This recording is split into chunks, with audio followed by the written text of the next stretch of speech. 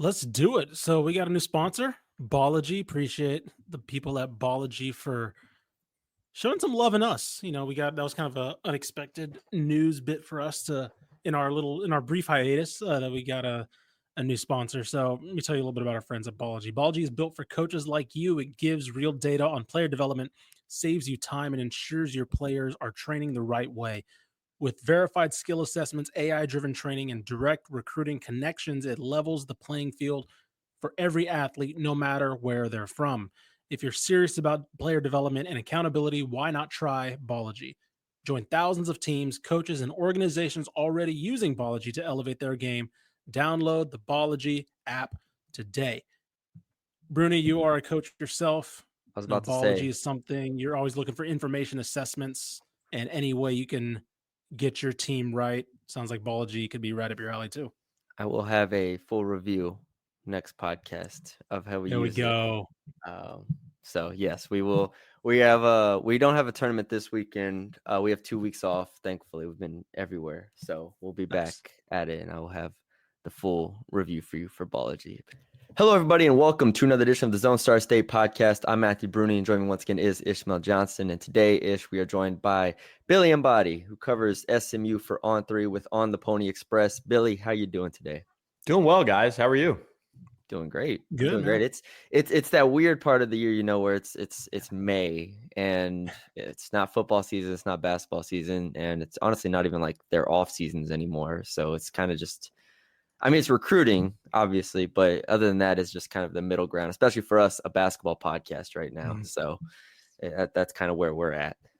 Yeah, I'm right there with you guys. It's for the next, week and a half or 11 days. We won't have any really official visits, at least in my world. And so that makes it hard to kind of navigate. There's no portal. There's no workouts. There's no postseason. If your school doesn't have baseball or softball, you're really up a creek. So it's a good recharge time before June gets crazy. And at least the coaches are out on the road recruiting, and the open period this past weekend was there too.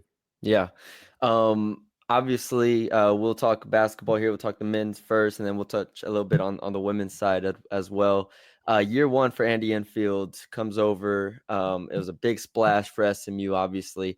Nobody was sure about exactly what to make expectations for him going into it. They end up 24-11 overall, 13-7 in the ACC, a massive success.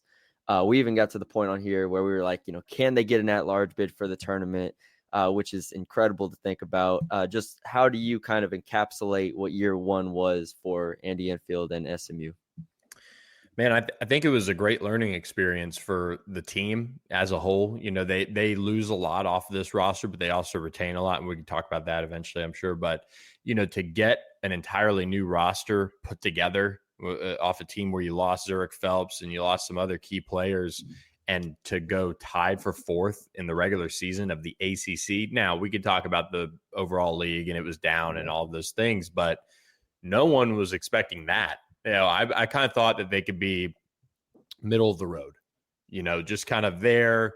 Maybe you would get a splash win, which is kind of funny now looking back. They couldn't get, one really big splash win in a sense, and they would lose, a fair amount of league games. But they would give you a little bit of hope that in year two, wow, okay, all right, they can do this. We know Andy Enfield can recruit. They had one of their best recruiting classes in modern program history under him, signed and sealed by the time the season really got going. And so the promise of what Andy Enfield can do was kind of there. It was, even going into the season, it was look at this momentum. He just needed a fresh start. He gets it in Dallas, and, things were looking up. But I think if you look back on the season and they don't lose a Matt Cross game one, I think it was like 4 minutes in, and they ended up losing him for a few games there with that hip back deal thing that he had to manage the rest of the season. And Samet Yigitolu maybe plays against Butler and gets cleared in time for that. Maybe they're able to find a way to get a signature type of win. I think Samet's first game was maybe Mississippi State or something like that. Feels like a lifetime ago now, but they couldn't get that one. So they missed some opportunities for sure to make a splash. And I think that maybe, waters down the season, not one quad, one win. Yeah. And that ended up hurting their resume. But overall, I mean, if you really step back and say, what were the expectations versus what did they need to accomplish? They accomplished everything they needed to. They needed to recruit well from the high school ranks, and they needed to really just show that they're going to have a good competitive basketball team most nights. And they did that. Duke was just so good. I think they were shell-shocked against North Carolina. They lost Boobie Miller late in the season for some critical games against some good teams, and they just weren't able to kind of have the, I think, continuity and overall flow that they needed against those good teams because of that, and they missed out on some key opportunities to get wins. Yeah, I guess for me, you mentioned a lot of like the near opportunities, just needing that kind of that big win, that signature win. But overall, how much did this year kind of surprise a lot of people in terms of how well this team gelled, how well they already reflected a lot of Andy Enfield's style, especially coming from, I mean, part of my expectation for them not being a real competitive team in the ACC this year was going from Rob Lanier's style to Andy Enfield's style, in addition to the roster addition. But how surprising was it, and then how kind of pleasing to the fan base was it that a lot more probably clicked in that year one than people expected?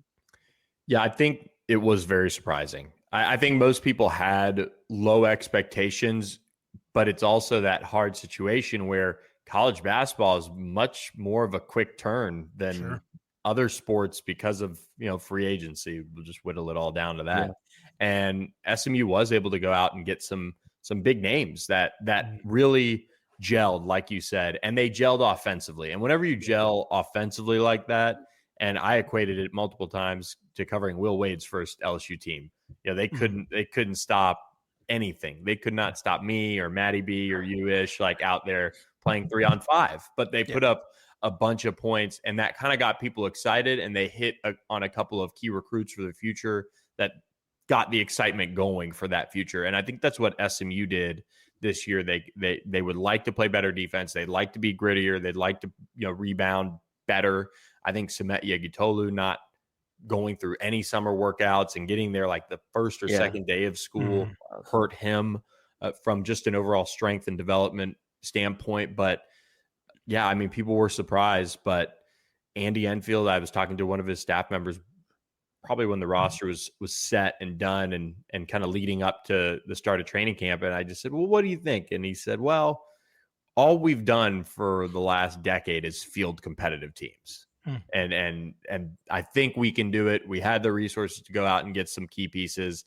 They missed on a couple that really would have helped them, but they still put together a competitive roster. And I think there's a real focus on development for these players, and the ones that were able to get it this summer really helped them a lot. I think next year there's some excitement because, Boopy missed those key games. A lot of people immediately thought he was going to go to the transfer portal and be done. He ends up coming back. But then you have another year of Samet Yegutolu. You have another year of BJ Edwards, who set the single season steals record.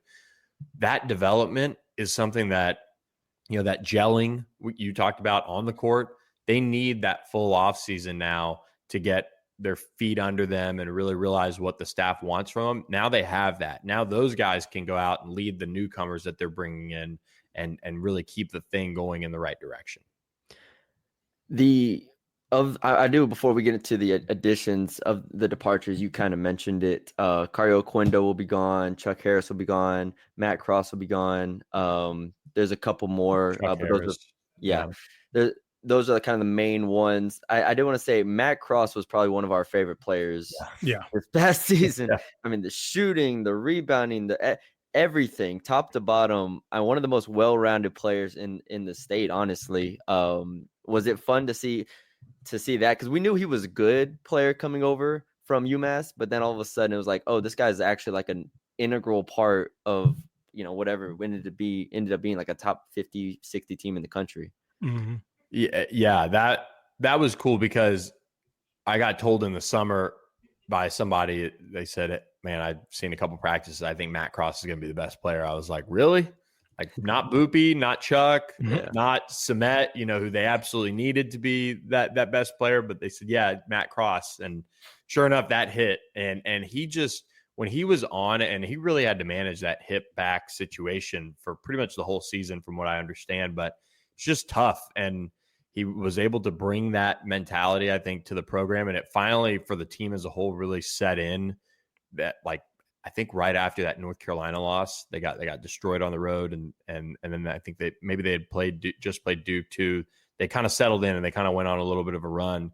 But man, Matt, his development, shooting the ball from beyond the arc, all the different things he can do on the court, really helped this team. And while they, want another guy like that, I don't know if they have another Matt Cross. They've had to add pieces elsewhere, and so this team's going to look a little different next year.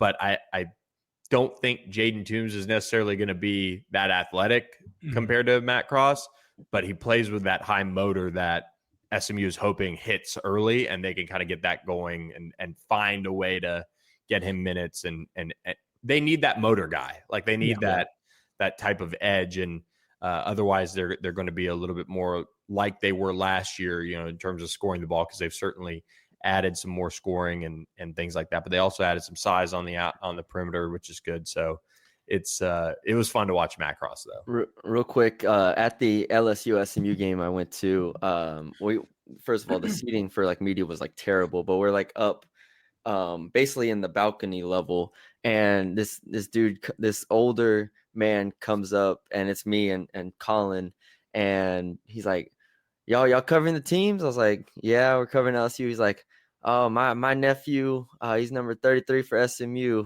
No. I was like, oh, okay, nice. He's like, yeah, so we'll see if he can do anything today. And we just walked off. And then Matt Cross, I think, had like 15, 16 points and beat LSU. But it's like, I don't know. He's only been averaging close to a double. I don't know. I was like, we'll see if he does anything. I was like, and he just went stat with the whole family over there. I was like, oh, there you go. So there's my Matt Cross story. But go ahead, Ish. Yeah, no, I was just gonna say, like, looking into some of the replacements now, you mentioned the ACC, a little bit of a down year. Aside from, obviously, you can probably pencil in Duke, of course, with their incoming recruiting class. Louisville, probably they showed a lot this year. But it's a lot of kind of uncertainty outside of, maybe, honestly, ironically, SMU. Outside of SMU, you kind of see Boopie Miller, you mentioned Igutolu, and then Edwards coming back, and then they bring it in. We can talk about some of the transfers they're bringing in. But looking across the landscape, Will Wade now at NC State, North Carolina, whatever, they're kind of in their last grasp of trying to put together a competitive team to kind of make the Hubie Davis stuff work. Outside of that, like, this is kind of like a decent year to kind of potentially kind of maybe kind of skip the line a little bit, if you say, into making this team competitive. Because you mentioned incoming high school recruiting class, very special, but Jerron Pierre, Sam Walters, Corey Washington, like, they're, in addition to, like, he's recruiting both ends really well, high school and transfers. Yeah, I think so. And Jaron Pierre, I mean, talk about if people have any worry about SMU being committed to basketball too, I mean, that was quite the get on many levels. I mean, during the regular season, he ended up, somebody posted on our board, wasn't the number one scorer in the country, but they had added the CBA, or the, what is it, CBC? The tournament? Which happens after the Final Four. So anyway, somebody went on. I think it was the kid from Nova or something, went off and got the number one spot. But in the regular season, Jaron Pierre, the top scorer points wise in college basketball, and also has some size to him, has some kind of nastiness to him. I think just kind of getting a little bit of a look at him and kind of how they envision him. They know that they needed to add some size out on the perimeter. And I think for him, they can play him a little bit at the 3, maybe 2, and play BJ Edwards at the 2. Last year they played a lot of Boopie, Chuck, BJ, a lot of 3 guard. And I think they know in the ACC, they not that they were surprised, they've coached major college basketball for a while, but you have some of those 3s that are just big dudes that are athletic, that have size, and it's hard. And against those really good teams with the size, SMU kind of faded offensively just enough to kind of take them out of the game. And then, defensively it hurt them too. So they upgrade from a size perspective with Pierre, which is big. And then Corey Washington is a really, really fun player, an all AAC player, a player that, from talking with people up at Wichita, SMU fans are, if there's kind of a transfer bet or a player bet next year to maybe turn into similar to Matt Cross, it's going to be Corey Washington, just from his grittiness, just from his ability to go get the rebounds and get the ball and want the ball on the defensive end. That's important. So he'll come in and provide, I think, a big boost in that regard. And then Sam Walters is kind of this cool unknown. He really hasn't been able to put it all together just yet. Been injured a little bit, but his kind of advanced stats future looks pretty good. And that's a piece of why they wanted to go out and they flipped him from Mississippi State, which is, in basketball, there was this gentleman's agreement where you're not going to go and flip commitments. And now it's just all thrown out the window with NIL and agents. So it's a different world in that regard. You don't circle back on kids, but now you have to, because everybody's throwing money around like crazy. But, Sam Walters does get a chance, I think, to play a bigger role at SMU than maybe he would have at Mississippi State. I think he's probably a little bit better of a fit at SMU. So they'll have a chance to maybe bring it all out of him. He was a highly rated prospect coming out of high school as well. So they really like what they got in him, and they feel like they can pull it out of him. Their last year was kind of a group, and not necessarily the guys that were returning for SMU, but the guys that were brought in, guys that were a little bit like cast-offs, like a Matt Cross. Keon Ambrose Hilton was a cast-off. They kind of got him going to Johan Traore, Jarrell Colbert. Yeah. So they kind of brought a little bit more out of some of those players than they had been gotten out of in the past.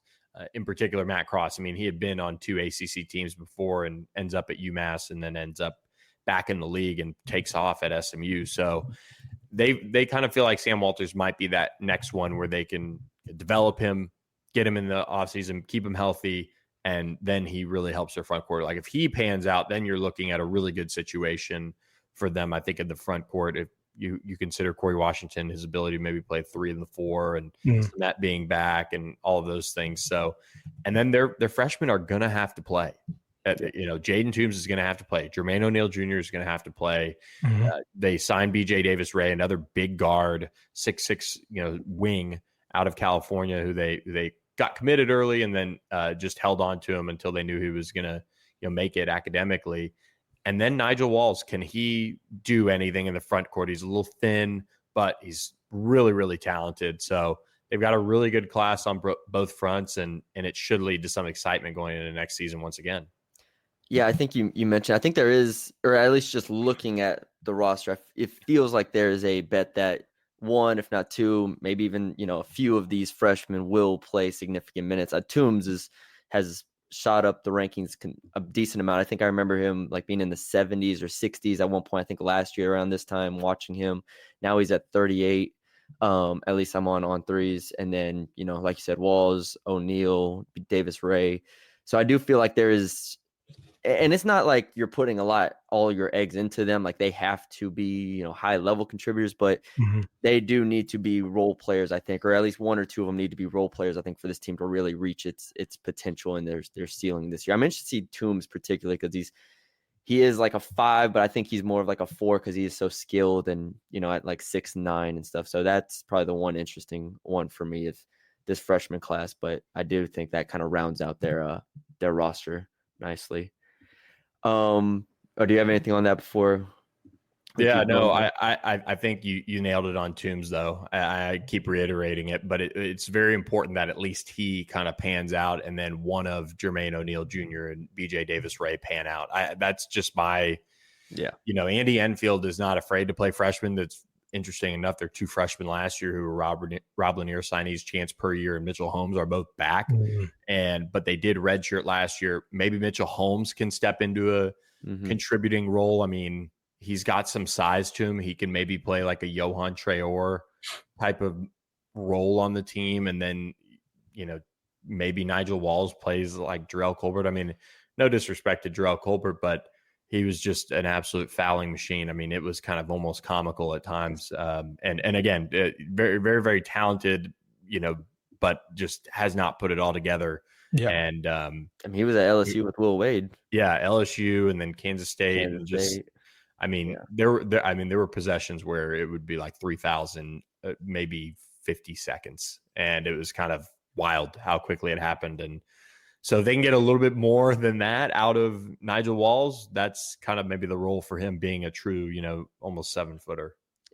Yeah, Inigo Toglu is the one for me that I'm like, if he can take not even a huge step forward, but if he takes a reasonable step forward, then you have a 7'1", monster in the middle there that can hold everything down on both ends. Oh yeah, he was. Before he had and this is another piece. You can kind of tie it all back to him not being there last summer, but he had a very clear adjustment to the American game. And he didn't get his chance in the weight room last summer to do anything. He was coming over from Turkey and just got on campus. And by the time you get on campus, get settled, they were a month out from, training camp at that point. So, everybody was talking about, oh, he drops the ball down low or this or that. And, why don't they do this? Well, they didn't have time to do any of that. Even he got hurt in league play. He had a shoulder issue, and all of those things can be avoided with the whole summer of, working out those shoulders, doing all the different exercises that a lot of these basketball players do to keep those things, nice and, flexible and just healthy.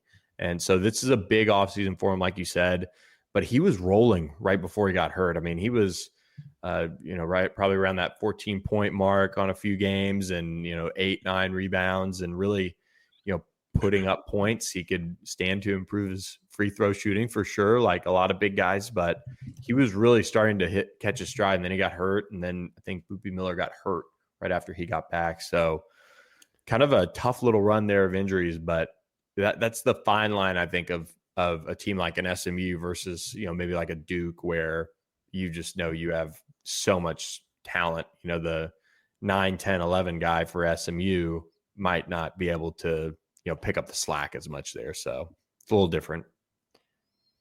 On the women's side, obviously SMU made the splash with Adia Barnes from Arizona. What are the initial, whether it's from the fans, whether it's just from your thoughts or just anything like that, just the initial thoughts on adding her and just what you hope that she's able to do here? Because SMU trying to get the women's basketball, thing going a little bit. What are the initial thoughts there? Yeah, I think it was a really kind of perfect, very similar to Andy Enfield coming over from USC in a sense, just time for a change, had kind of run its course. The only difference is, of course, Adia was leaving her alma mater. She had taken them to a national championship game. And I just think it was time for her to find a new place. And so it worked out very well. This is kind of like Andy Enfield on, I guess, outside of Larry Brown, but on paper, the best hire this program's ever made. And just showed, I think, she was making probably $1 million at Arizona, I think I saw, and they were selling out the arena. And so she had a good situation there, but she's excited to be in Texas. I think that's the big thing that she's really honed in on, is recruiting locally. Jazzy Gibson out of Duncanville, she signs her, and Jazzy wasn't even recruited by Toya Wilson at SMU, which is kind of like wild. Like, crazy. Didn't even get a courtesy visit, and the staff was, I think, in year 3 at that point, which is crazy.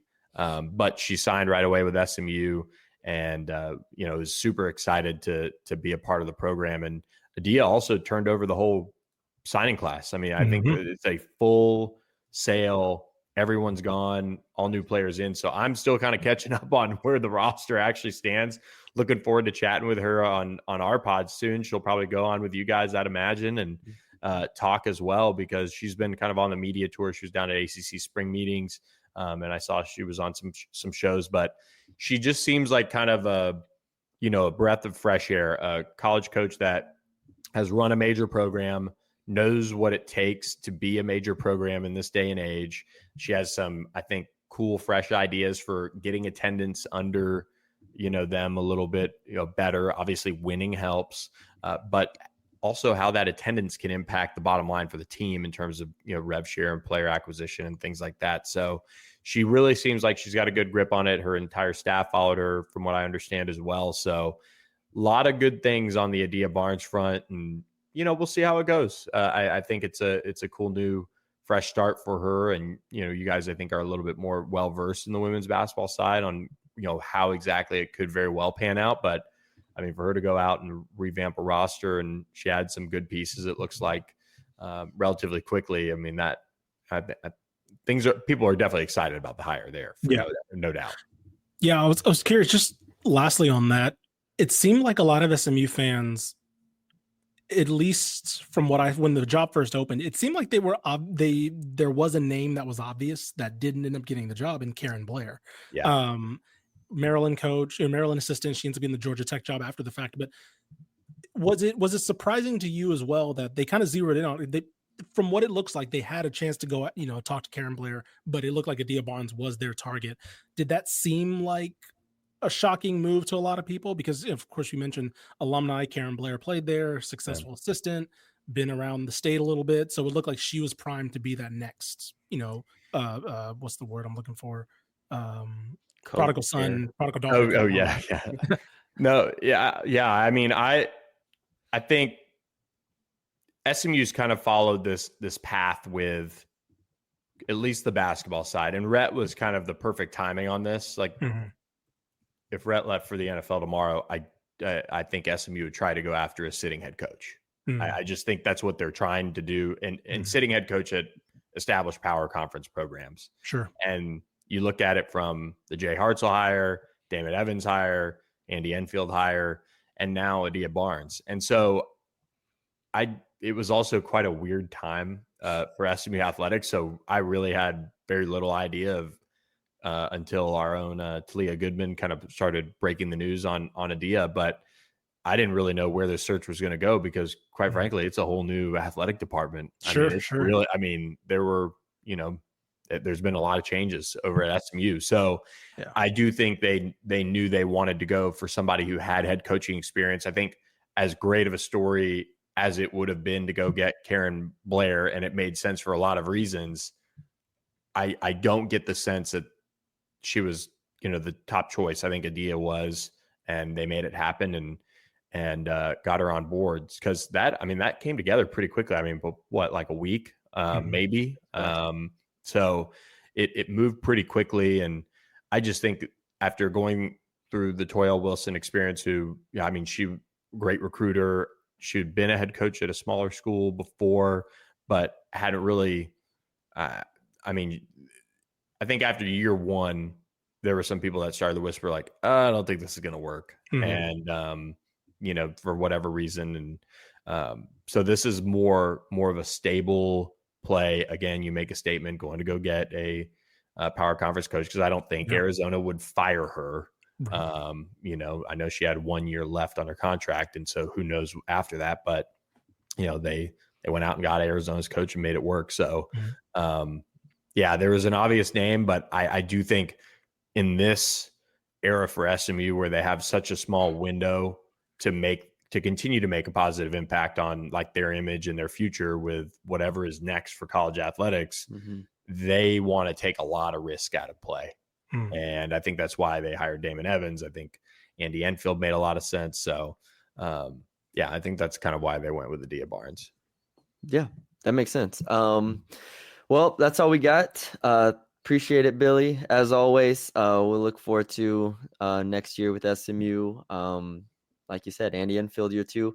We need to get Andy on the pod. We didn't have him on the pod last. That's right. He was one we missed out season, on. Yeah, so we missed out on him. So if we have any trouble getting in contact with him, Billy, you knock on his door. Oh yeah. Of course, I live right down the street from I was gonna say.